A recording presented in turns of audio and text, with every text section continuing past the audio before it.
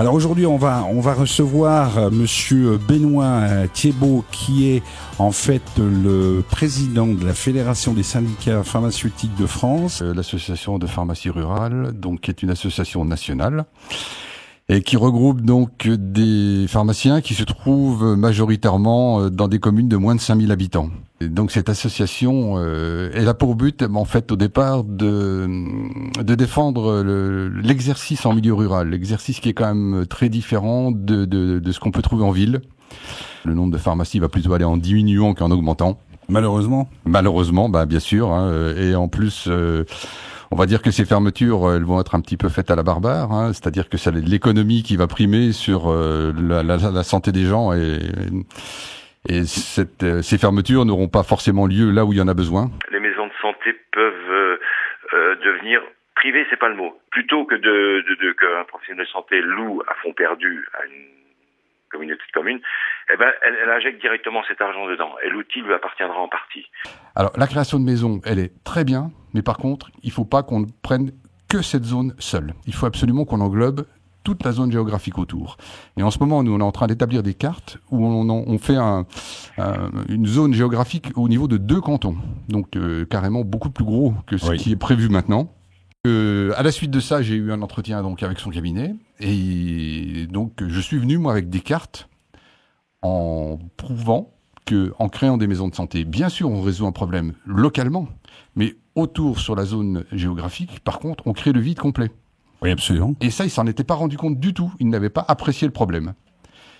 Et donc, du coup, maintenant, on est en train de travailler sur ce problème-là avec le ministère, de façon à apporter quelques solutions concrètes.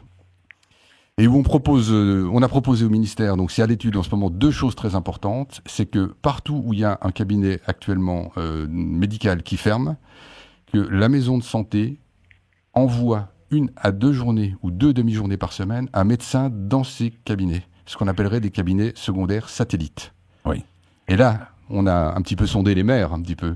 Et là, les maires sont tout à fait prêts à garder les locaux et à subvenir aux besoins des locaux, puisque les locaux sont déjà en place. Donc, ça ne demande que de l'entretien matériel, finalement. Donc, on essaie de trouver des solutions qui ne sont pas forcément évidentes, parce que on sait bien que les médecins ont une certaine idée maintenant de leur façon de travailler. Ils ont changé leur façon de travailler. Et le travail individuel, maintenant, ne les intéresse plus beaucoup. Ils veulent absolument travailler en groupe, en cabinet de groupe. Et le fait de travailler en cabinet de groupe amène la création des maisons de santé pluridisciplinaires, puisque tous les cabinets ruraux des médecins qui partent en retraite, maintenant, on sait bien que les 9 sur 10 ne seront pas repris. On sait très bien que de toute façon, on n'arrivera pas à résoudre le problème si les médecins ne viennent pas sur le terrain.